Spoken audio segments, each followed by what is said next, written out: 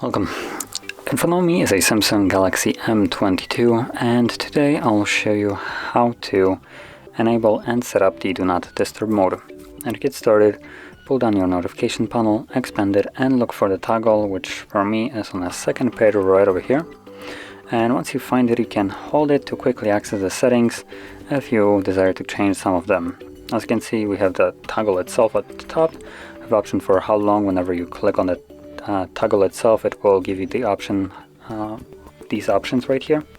So by default it's set to until turn off, so you need to turn it off yourself. Then we have for a specific amount of hours, or lastly we have the ask every time, which brings those two options every time you want to turn it on.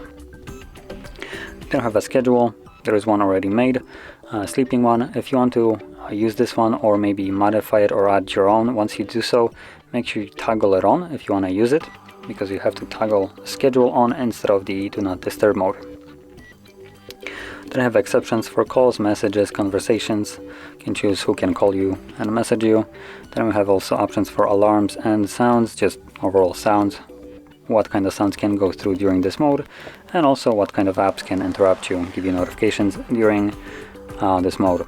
Once you basically set it all up the way you want it, you can simply leave this area and never come back to it again.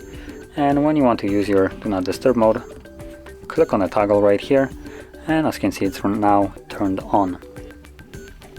And that is how you would turn it on after you set it up. Now once you're done with it, if you have it set to turn off or to basically turn on and off manually, you'll need to go back to it, tap on it again to turn it off yourself, otherwise it will stay on indefinitely.